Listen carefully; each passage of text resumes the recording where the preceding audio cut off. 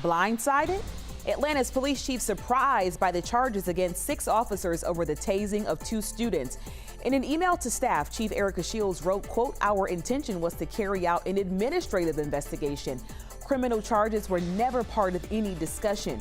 DA Paul Howard announced charges 3 days after Saturday's tasing.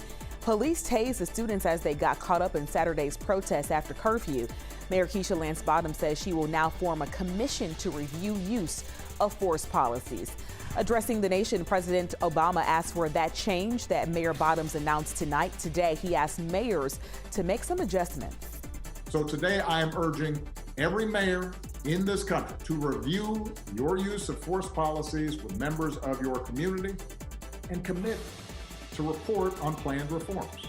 The former president also praised the many police officers who have marched with protesters. Monument fight. Athens Mayor Kelly Girtz says it's time to remove a Confederate monument on Broad Street.